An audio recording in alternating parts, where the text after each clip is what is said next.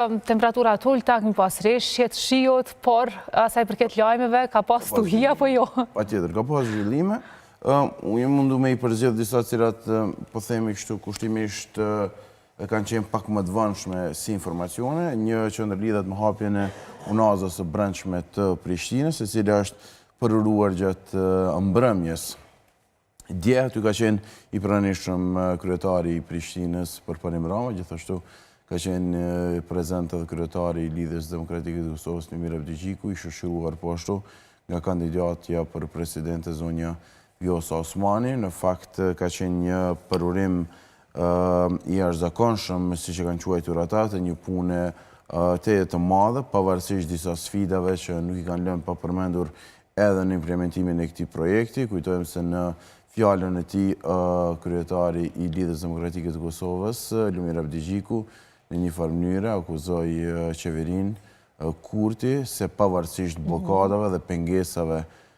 që kanë pasur të bëjnë me financat kërshi kryeqytetit, ai tha se projektet e mëdha nuk mund të ndalen në kryeqytet dhe unaza e brendshme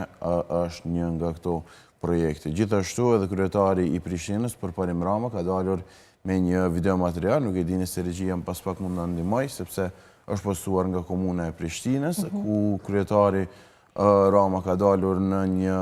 hecje, themi kështu, tek unaza e brendshme në Prishtinë dhe ka bërë pak a shumë një prezantim të karakteristikave të kësaj ure, po themi kështu kushtimisht, pra e cila sipas kryetarit do të lehtësoj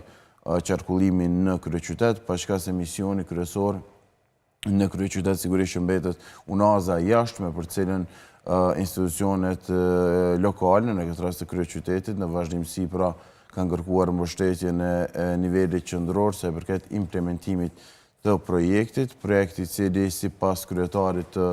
Prishtinës Përparim Rama dhe gjithashtu edhe kryetarit të Lidhjes Demokratike të Kosovës, Lumir Abdigjiku, do të ishte jetik për kryeqytetin dhe kjo do të lehtësonte ngarkesën në kryeqytet. Gjithsesi këta e kanë vlerësuar lart edhe punën që është bërë me unazën e brendshme, por që kombinimi i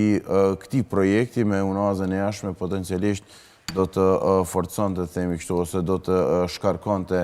në një masë të madhe kryeqytetin edhe ashtu të mbi ngarkuar. Pak a shumë këto ishin informacione që ndërlidhen me urën, me përkatësisht unazën e brendshme, derisa ka pasur sigurisht edhe deklarime konkrete. Kujtojmë se pikërisht hapja e këtij projekti është bërë thuajse paralelisht kur edhe lëvizjeve të ndosje ka bërë, themi kështu, prezantimin e listës së kandidatëve për deputet dhe mbase, themi kështu, koha e parafort e prezantimit ka qenë pak a shumë edhe një lloj sfidimi i qeverisë në detyrë në këtë rast përkatësisht lëvizjes vendosje, duke, themi kështu, realizuar ose përuruar një projekt konkret kërshi një subjekti politik i cili po prezanton dhe kandidatët për deputet dhe kjo pak a shumë mbase edhe për dërguar një sinjal se Lidhja Demokratike e Kosovës është e orientuar më shumë drejt programit dhe projekteve. Por që sigurisht që diçka e tillë besoj që është mirë pritur nga qytetarët e kryeqytetit që sadopak do të lehtësoj barën e trafikut në kryeqen. E dim që është tepër e nevojshme dhe jo vetëm për qytetarë që jetojnë kryeqytet, por edhe ata që frekuentojnë Prishtinën, qoftë me punë apo gjëra tjera që ka nevojë të hyjnë dhe dalin në kryeqytet, do ta kenë shumë atlet lëvizjen dhe qarkullimin. Nëse do të ishte edhe unaza një projekt i premtuar dhe i thirrur për të realizuar ka herë, ajo do të ishte jashtëzakonisht me rëndësi për Prishtinën, sepse ajo do të shkarkonte thuajse kështu gjithë qarkullimin i cili do të ishte periferik për kryeqytetin dhe kjo nuk do të ngarkonte, themi kështu, qarkullimin ose rrugët kryesore të kryeqytetit. Gjithsesi shohim nëse